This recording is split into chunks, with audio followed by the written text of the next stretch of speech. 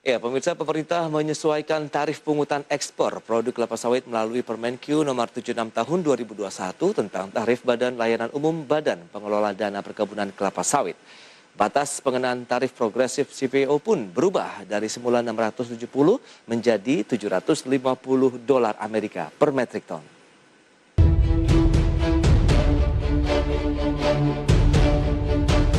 Pemerintah telah melakukan penyesuaian tarif pungutan ekspor produk kelapa sawit melalui Peraturan Menteri Keuangan Nomor 76 Tahun 2021 tentang tarif Badan Layanan Umum Badan Pengelola Dana Perkebunan Kelapa Sawit. Pengenaan tarif baru tersebut mulai berlaku 2 Juli 2021. Dengan demikian, bila harga CPO di bawah atau sama dengan 750 dolar Amerika per metrik ton, maka tarif pungutan ekspor tetap, yaitu untuk tarif produk crude adalah sebesar 55 dolar Amerika per metrik ton.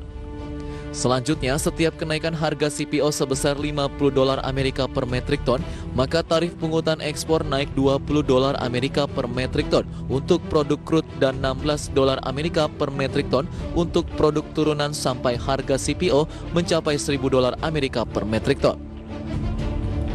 Dan bila harga CPO di atas 1.000 dolar Amerika per metrik ton, maka tarif tetap sesuai tarif tertinggi masing-masing produk. Selain itu, kewajiban eksportir produk kelapa sawit berupa pungutan ekspor dan bea keluar secara ad valorem menjadi turun maksimal di bawah 30% dari harga CPO, dari sebelumnya maksimal mencapai 36,4%. Sehingga diharapkan dapat meningkatkan daya saing produk kelapa sawit di pasar internasional. Sementara itu, data BPS mencatat per Mei 2021, volume ekspor CPO Indonesia naik menjadi 2,2 juta ton atau tumbuh 8,2% secara bulanan atau 22,4% secara tahunan. Adapun secara kumulatif pada periode Januari hingga Mei 2021, volume ekspor CPO Indonesia mencapai 10,4 juta ton atau naik 7,4% secara tahunan. Berbagai sumber IDX Channel. Baik, pemirsa, untuk membahas tema kita pagi ini sudah tersambung melalui Zoom bersama dengan Bapak Taufan Mahdi. Beliau adalah Ketua Bidang Komunikasi Gabungan Pengusaha Kelapa Sawit Indonesia atau GAPKI. Ya, selamat pagi, Pak Taufan.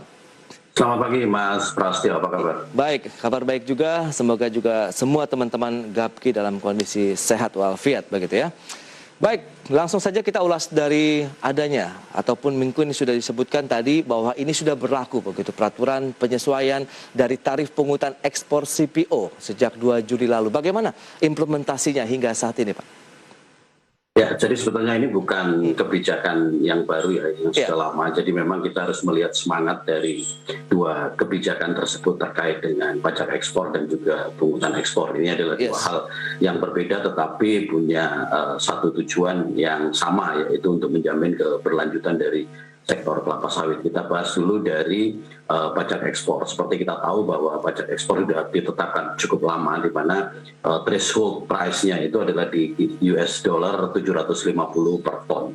Jadi memang selama ini kita tahu di sekitar tahun 2018 dan 2019 harga CPO sempat menyentuh pada level yang sangat rendah di bawah US dollar 750 per ton, bahkan sempat sampai menyentuh level 460 US dollar per ton, sehingga cukup lama juga industri sawit ini tidak dikenakan pajak ekspor. Nah, kemudian ketika sangat mengejutkan ya bahwa harga minyak sawit bahkan ketika pandemi COVID-19 masuk ke Indonesia pada bulan Maret tahun 2020, harga minyak sawit ini justru melambung tinggi, bahkan kemudian mencapai level di atas batas bawah, di atas threshold tadi, di atas 750 US dollar. Karena itu kemudian berlakulah ekspor tax yang sebetulnya selama ini sudah diberlakukan. Betul. Kemudian di sisi yang lain juga ada kebijakan terkait dengan ekspor minyak sawit yang disebut dengan levy atau pungutan ekspor. Nah, ini semangatnya berbeda. Jadi kalau tadi pajak ekspor, memang ini semacam insentif yang diberikan oleh pemerintah untuk mendorong industri sawit agar terus mengembangkan industri hilir sawit, dan itu sudah berjalan dengan sangat baik. Dan kalau kita lihat pada komposisi ekspor produk minyak sawit Indonesia sekarang itu 70% itu sudah dalam bentuk refined product, sedangkan untuk dalam bentuk crude palm oil itu mungkin kisarannya hanya sekitar maksimal 30 bahkan 20%-an.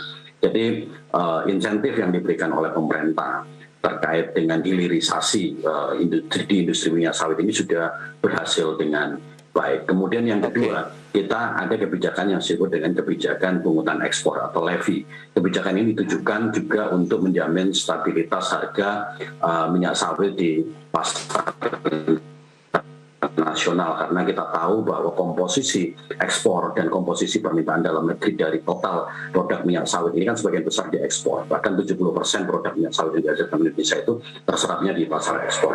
Ketika kita terlalu besar mengandalkan pada pasar ekspor, tentu komposisinya akan menjadi sangat riskan, karena begitu terjadi penurunan pertumbuhan ekonomi secara global, permintaannya kemudian menjadi melemah, sehingga pemerintah kemudian merumuskan sebuah strategi bagaimana agar absorpsi di pasar domestik ini kemudian menjadi lebih tinggi. Nah, salah satunya adalah bentuk pelaksanaan program mandatori biodiesel yang sekarang sudah mencapai B30.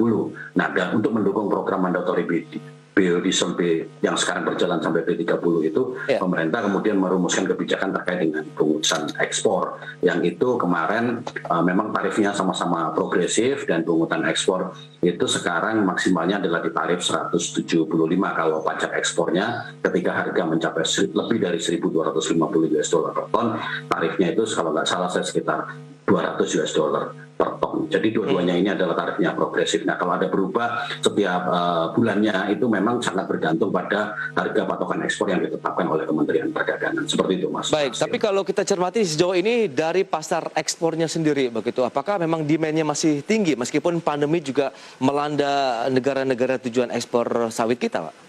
Ya, jadi secara umum kalau kita melihat tren permintaan di pasar global ya sejak pandemi COVID yang masuk ke Indonesia pada bulan Maret tahun 2020, sama sekali tidak ada turbulensi, tidak ada penurunan ekspor yang sangat signifikan. Memang sempat terjadi itu di awal-awal Maret 2020, jadi ketika pandemik awal-awal masuk ke kita, terus kemudian beberapa negara masih melakukan lockdown, itu sempat terjadi penurunan permintaan di pasar-pasar utama kita seperti di RRC, di India, kemudian di Pakistan, dan juga mungkin di Uni Eropa. Tetapi setelah itu ketika kemudian kita sudah punya satu protokol terkait dengan kegiatan ekonomi, termasuk kegiatan bongkar muat di pelabuhan dan lain sebagainya, permintaan ekspor atas produk minyak sawit ini kembali meningkat dan cenderung untuk stabil bahkan sampai hari ini. Karena itu saya tidak terkejut ketika kemarin pemerintah mengumumkan bahwa pada kuartal kedua tahun 2020 pertumbuhan ekonomi kita bisa mencapai sampai 6-7% ya kalau saya nggak salah.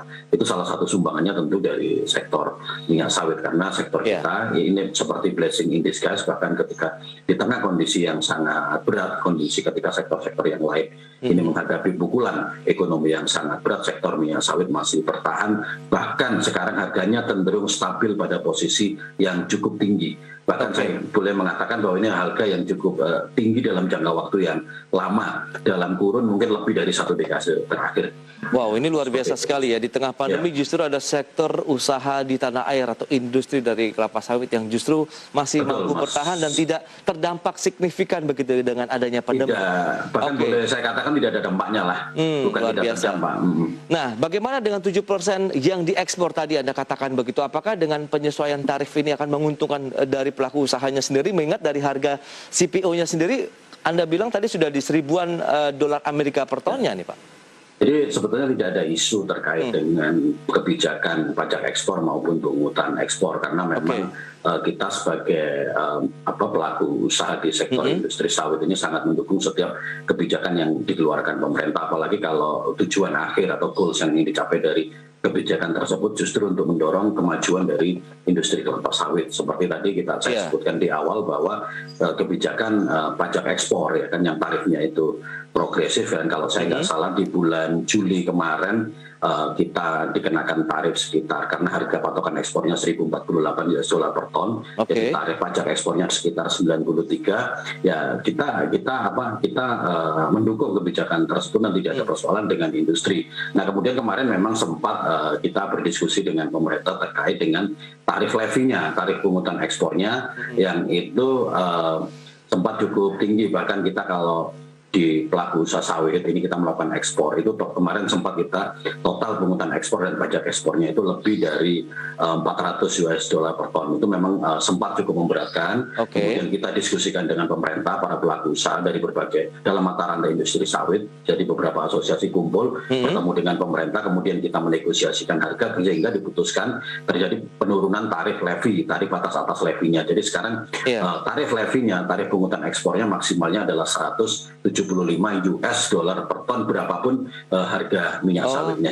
Nah ini cukup menggembirakan karena memang seperti saya sampaikan bahwa di satu sisi semua pelaku usaha sektor kelapa sawit ini mendukung kebijakan pemerintah termasuk kebijakan pungutan ekspor karena itu satu untuk menjamin stabilitas harga CPO di pasar dunia, kemudian yang kedua juga untuk mendukung program mandatory biodiesel yang dilaksanakan oleh pemerintah, dan ketiga pada ujungnya adalah meningkatkan kesejahteraan petani sawit karena kita tahu sekarang ketika harga CPO-nya tinggi maka yang menikmati harga bukan hanya pelaku usaha tapi juga para petani kelapa sawit yang menjual TBS-nya ke perusahaan-perusahaan. Nah, itu juga menikmati harga. Pak Tovan, dalam bentuk apa sih? Dalam bentuk apa ini Pak Tovan kalau kita bicara mengenai dampak-dampak yang justru dirasakan bagi perkembangan industri sawit yang berkelanjutan, kemudian bagi petaninya kita bahas di segmen berikutnya. Kita akan jeda dulu sebentar Pak. Dan pemirsa kami akan segera kembali usai pariwara berikut ini.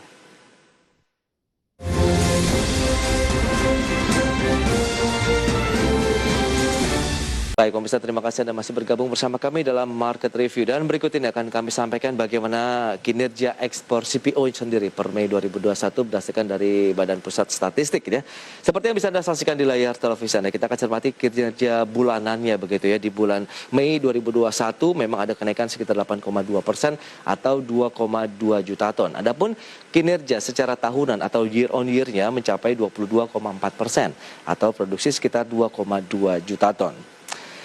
Sementara year to date dalam artian Januari sampai dengan Mei 2021, kinerja ekspor CPO-nya mencapai 7,4% atau 10,4 juta ton.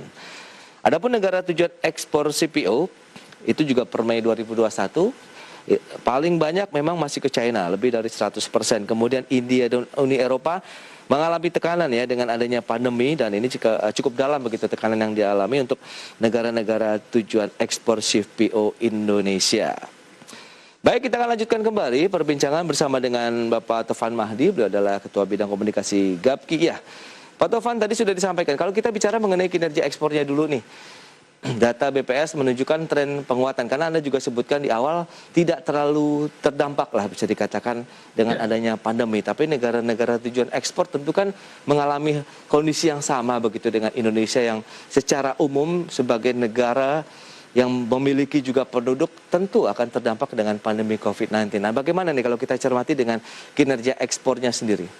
Ya, kalau kita melihat data dari Gabungan Pengusaha Kelapa Sawit Indonesia ya sampai bulan Juni kemarin, sebetulnya kita tidak ada satu penurunan yang sangat signifikan dari pasar-pasar tujuan ekspor utama kita, karena sebetulnya semua berjalan. Kalau ada naik turun dan lain sebagainya, misalnya beberapa negara tujuan ekspor switching sebentar ke vegetable oil yang lain, itu hal yang biasa, tetapi secara general permintaannya masih sangat baik. Dan memang terus terang produk minyak sawit ini sampai hari ini dari misalnya di tahun 2020 dari total 52 juta ton produksi minyak sawit Indonesia, mungkin sekitar 30 juta ton itu adalah terserap di pasar ekspor. Jadi memang permintaan ekspornya sangat tinggi, baik itu untuk kebutuhan food, kebutuhan oleochemical maupun kebutuhan untuk misalkan biodiesel. Nah, untuk menjamin stabilitas harga di pasar internasional, karena kita tidak bisa selamanya mengandalkan pasar ekspor seperti saya sampaikan tadi. Pemerintah merumuskan sebuah strategi kebijakan untuk meningkatkan daya serap di pasar domestik.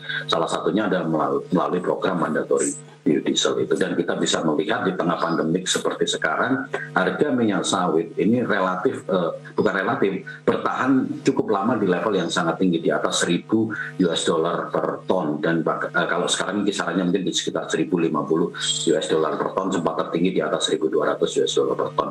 Ini angka yang sangat menggembirakan, karena sektor-sektor yang lain lagi sulit. Kita penyerapan CPO kita masih cukup baik di pasar ekspor maupun domestik, dan harganya juga sangat baik. Ini adalah salah satu berkala buat bangsa Indonesia sebetulnya, Mas Prasetyo, seperti itu. Baik, tadi yang sempat tertunda di segmen sebelumnya disebutkan bahwa tujuan dari adanya penyesuaian pungutan ekspor ini adalah untuk meningkatkan kesejahteraan petaninya. Kemudian juga bagaimana melanjutkan dari industri CPO yang berkelanjutan begitu dari sisi proses. Nah, ini bagaimana implementasinya? Apakah benar-benar sudah dirasakan oleh petani? Kemudian juga kinerja dari industri CPO yang berkelanjutan begitu, Pak Taufik? Oke, saya ulangi lagi ya Mas Prasetyo agar pemirsa IDX Channel juga tidak confused bahwa ada dua kebijakan. Yang pertama adalah pajak ekspor. Betul. Pajak ekspor ini kebijakan yang sudah sangat lama. Biasanya teman-teman menyebutnya dengan BK atau bea keluar. Nah, pajak ekspor itu ada thresholdnya. Jadi ada harga terendahnya yaitu 750 US dollar. Ketika harga CPO tidak mencapai level 750 US dollar, maka pemerintah tidak mengenakan pajak ekspor. Dan itu sudah, dan seperti kita tahu ya sekitar tahun 2018 dan awal 2019 harga CPO sempat menyentuh level yang sangat tinggi dan cukup lama di bawah level 750 US dollar sehingga tidak dikenakan pajak ekspor. Nah, pajak ekspor ini yang dihimpun oleh pemerintah tentu namanya pajak, masuknya adalah ke APBN. Kemudian yang kedua, ada kebijakan yang disebut dengan pungutan ekspor atau levy atau CPO fund. Nah, dana yang dikelola, yang dikumpulkan oleh pemerintah dari pungutan ekspor ini tidak dimasukkan ke APBN, tapi dikelola oleh satu lembaga khusus Badan Layanan Umum yang disebut dengan BPDPKS atau Badan Pengelola Dana Perkebunan Kelapa Sawit. Dana itu dikelola, jadi kalau tadi pajak ekspornya masuk ke APBN, levy-nya ini dikelola oleh badan tersendiri. Nah, uang yang dikelola dari hasil pungutan ekspor itu dikembalikan kepada kepentingan dari pelaku usaha sektor kelapa sawit, termasuk untuk kepentingan petani. Jadi misalkan satu, untuk mendukung program mandatory biodiesel, kemudian yang kedua untuk program research and development, kemudian yang ketiga misalkan untuk program kampanye positif, komunikasi dan lain sebagainya, dan juga yang tidak kalah penting adalah untuk mendukung peremajaan sawit rakyat, mendukung perkebunan kelapa sawit rakyat. Seperti kita tahu dari sekitar 16,7 juta hektar lahan perkebunan kelapa sawit yang ada di Indonesia, 43% itu milik smallholders, milik petani. Nah, petani pasti mengalami kesulitan ketika mereka mau melakukan penanaman kembali bagi tanamannya yang sudah 25 tahun ke atas, itu kan harus di-replanting, harus diremajakan. Nah, untuk meremajakan mereka kan harus menumbang tanamannya, kemudian menunggu sampai tanaman itu menghasilkan dan lain sebagainya. Nah, mereka butuh support dana. Dan dana itulah yang kemudian disupport oleh pemerintah melalui dana yang dikelola oleh Badan Pengelola BPDPKS, Badan Pengelola Dana Perkebunan Kelapa Sawit tersebut. Seperti itu mekanismenya. Jadi kalau bentuknya ya salah satunya adalah mendukung program peremajaan sawit rakyat. Itulah dari dana yang dikelola oleh BPDPKS. Ya, dan implementasinya sudah bisa dirasakan dong dengan adanya peremajaan tanaman-tanaman sawit rakyat begitu. Pasti, dan juga bukan cuma peremajaan saja, Mas Pras, tapi peremajaan itu juga harus melakukan perubahan tata kelola dari perkebunan kelapa sawit rakyat. Misalkan nanti bibitnya juga harus dicarikan dengan bibit yang kualitasnya baik, sehingga ujungnya adalah produktivitas dari perkebunan kelapa sawit rakyat ini lebih tinggi lagi dibanding mereka sebelumnya. Bahkan bila perlu menyamai atau paling tidak terlalu jauh dengan produktivitas dari perkebunan kelapa sawit dari perusahaan-perusahaan besar, terutama perusahaan-perusahaan besar swasta ya, seperti itu. Jadi ini adalah target besar pemerintah bagaimana peremajaan sawit rakyat ini juga berjalan. Dan kemudian yang tidak kalah penting lagi juga bagaimana perkebunan sawit rakyat ini juga memenuhi standar-standar yang disebut dengan sustainability standard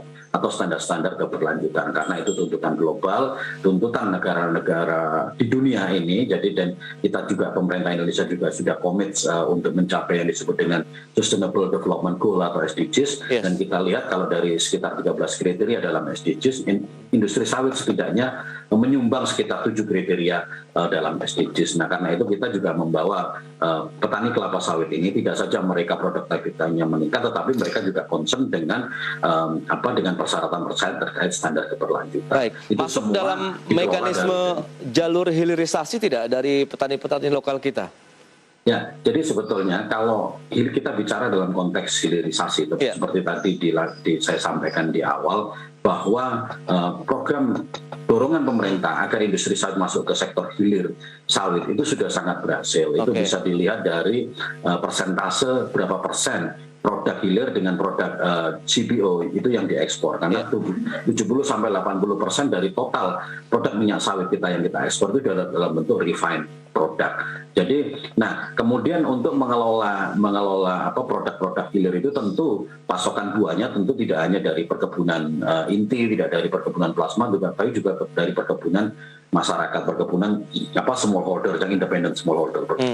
Petani-petani sawit mandiri. Jadi selama petani-petani sawit mandiri ini mampu kemudian memproduksi tandan buah segar yang itu baik kualitasnya, terus kemudian juga dalam tata kelolanya memenuhi standar-standar keberlanjutan, kemudian juga banyak aturan-aturan terkait dengan Indonesian Sustainable Palm Oil itu yang kemudian juga bisa dicapai, tentu tidak ada isu lagi bahwa apakah produk sawit di sektor hilir ini diambil dari buah petani atau diambil dari buah perusahaan, karena at the end of the day ujungnya adalah ketika industri sawit ini maju dan berkembang ya, dan terus kemudian yang akan merasakan dampak positif itu bukan hanya pelaku usaha di sektor kelapa sawit tetapi juga para petani dan juga masyarakat. Nah, masalahnya adakah pendampingan atau yang menjamin bahwa produk-produk dari perkebunan rakyat khususnya kelapa sawit ini sesuai dengan target ataupun batasan-batasan kriteria yang tadi sudah Anda sebutkan? Ya pasti apalagi kalau perusahaan besar swasta, perusahaan besar BUMN, kita sudah punya kemitraan sudah cukup lama dengan program inti plasma dan kemudian program income generating activity, kemudian ada program yang namanya banyak sekali mekanismenya. Nah sekarang yang menjadi perhatian kita bagaimana dengan teman-teman independent smallholder, jadi yang petani mandiri dan lain sebagainya. Tentu kita sebagai pelaku usaha dari perusahaan besar swasta misalnya seperti itu pasti melalui GAPKI misalnya, tentu akan sangat mendukung siapapun itu petani sawit juga harus mampu meningkatkan produktiviti tanaman mereka, termasuk kita mendukung program permajaan sawit rakyat yang didukung oleh pemerintah melalui Badan Pengelola Dana Perkebunan Kelapa Sawit. Baik, lantas bagaimana optimisme dan proyeksi dari industri kelapa sawit ke depan kita akan bahas lagi di segmen berikutnya, mengingat banyak sekali sebenarnya black campaign begitu ya terkait dengan produk-produk sawit Indonesia di luar negeri, Pak Tovan. Dan pemirsa, kami akan segera kembali sesaat lagi.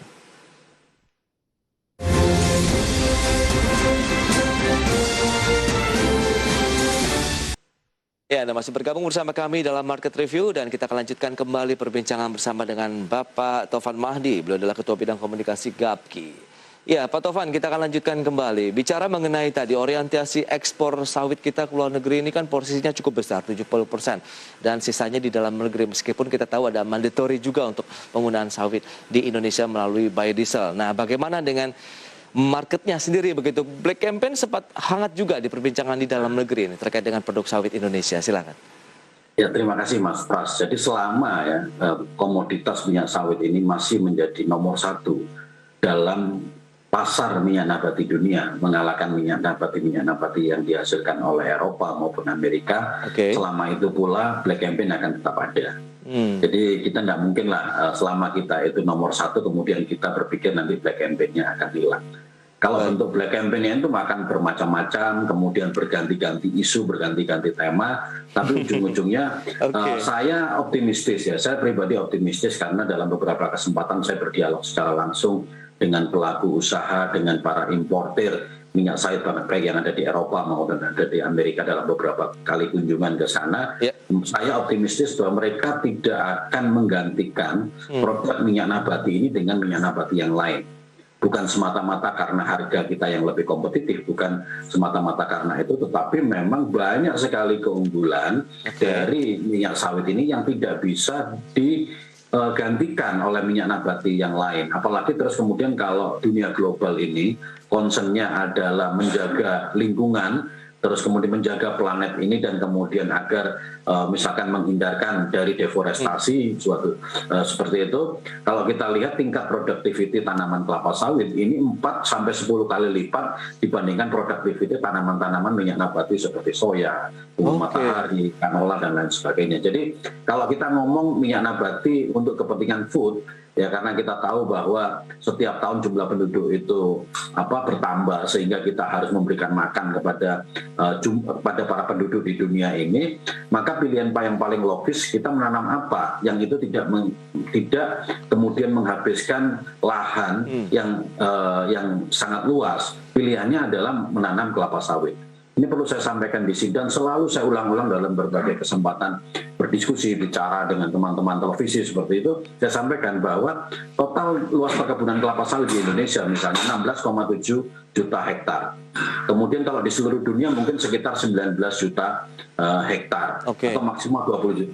Itu kita di black campaign kan, jadi kita itu diskreditkan bahwa kita penyebab deforestasi.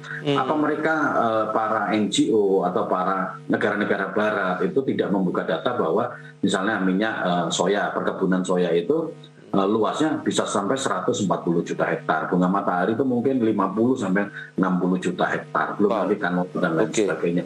Jadi kalau kita ngomong concernnya adalah dari perbandingan luas gitu ya. memberikan makan kepada penduduk dunia yang terus bertambah, kemudian harus menanam apa biar efisien dan lahannya tidak besar, ya menanam kelapa sawit. Jadi black campaign itu akan terus muncul ada, dan saya sadar bahwa kita tidak mungkin kemudian menutup diri dari semua kritik yang disampaikan oleh teman-teman NGO, oleh negara-negara maju dan lain sebagainya. Kita concern, dan pemerintah sudah membuktikan concern itu dengan kebijakan yang disebut dengan Indonesian Sustainable Palm Oil, bahwa semua perkebunan kelapa sawit itu harus ISPO certified. Dan itu sudah dilaksanakan. Nah, tetapi kemudian muncul lagi, katanya standar ISPO ini tidak diterima secara global karena masih belum memenuhi standar global. Nah, ini kan agak lucu karena mereka yang menetapkan, mereka juga ya. Bukan, kita yang menetapkan, tapi mereka tidak menerima standar kita. Alasannya apa itu, Pak? Dipaksakan, ya kalau alasannya sih saya melihat lebih ke politis ya, karena sebetulnya kriteria di dalam ISPO itu kalau kita terapkan sudah sangat baik sekali dalam mencapai tata kelola perkebunan kelapa sawit yang berkelanjutan. Bahkan beberapa perusahaan seperti perusahaan-perusahaan anggota GAPKI banyak yang sudah melakukan kebijakan sustainability, kebijakan keberlanjutan itu beyond compliance, beyond ISPO, jadi sudah di atas aturan. Jadi mereka itu tidak melanggar aturan di Indonesia, itu bahkan mereka melakukan sesuatu yang itu melebihi dari aturan itu. Artinya tingkat standarnya jauh lebih tinggi dari aturan yang ditetapkan. Itu sesuatu yang menurut saya komitmen yang luar biasa dari teman-teman pelaku usaha di sektor kelapa sawit. Nah, itu aja masih dianggap kurang kadang-kadang seperti itu, Mas. Nah, itu dia, dengan kondisi seperti ini, dengan bisa dikatakan black campaign yang masih menyelimuti begitu, Anda melihat bagaimana dengan optimisme untuk industri kelapa sawit di sepanjang tahun ini dan mungkin juga beberapa tahun ke depan? Kita tentu prihatin ya. Sekarang semua kondisi pandemi COVID-19 ini semua prihatin. Kalau saya melihat teman-teman saya yang jadi pengusaha di sektor perhotelan, properti, kemudian transportasi dan lain sebagainya, semua itu gulung tikar lah. Banyak kemudian menjual asetnya dan lain sebagainya. Kemudian kita juga melihat sektor retail itu terpuruk dan lain sebagainya. Kemudian pariwisata juga hancur. Kita masih punya sektor kelapa sawit yang itu sampai hari ini itu masih tetap bertahan dengan sangat baik. Dan saya optimistis bahwa sampai akhir tahun ini nanti sawit tetap menjadi penyumbang devisa ekspor terbesar di Indonesia. Karena kita sudah mempertahankan posisi itu sudah dalam waktu bertahun-tahun, itu sumbangan kita itu terhadap ekspor nasional itu sangat besar. Nah, saya optimistis bahwa di tengah pandemi seperti ini kebutuhan orang akan minyak sawit akan tetap tinggi, baik di pasar domestik terutama di pasar ekspor juga. Jadi tidak ada sesuatu yang perlu dikhawatirkan, dan kita tentu menjaga, jadi teman-teman pelaku usaha kelapa sawit ini di tengah pandemi ini menjaga agar operasional di dalam kebunnya berjalan dengan baik, lancar. Caranya dengan apa? Dengan menetapkan protokol kesehatan yang sangat ketat seperti itu, dan itu sudah kita lakukan lebih dari 1 tahun, dan terbukti industri sawit berjalan dengan normal, tidak ada PHK di industri sawit. Jadi ketika sektor lain banyak PHK, di sini nggak ada PHK, alhamdulillah.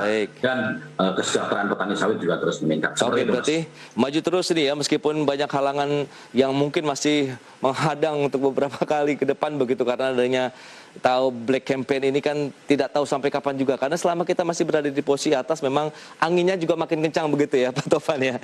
Baik, terima kasih banyak atas waktu yang sudah Anda berikan dan pencerahan terkait dengan industri kelapa sawit di Indonesia. Selamat melanjutkan aktivitas Anda kembali dan stay healthy, Pak Tovan. Selamat pagi, terima kasih Mas Pratistyo, salam sehat. Salam sehat. Baik pemirsa, demikian perbincangan kami mengenai industri kelapa sawit dan juga penyesuaian dari tarif pungutan khususnya untuk ekspor CPO. Di segmen berikutnya, kami masih akan kembali dengan tema menarik lainnya mengenai peran sentral dari LAPBN 2022. Sesaat lagi.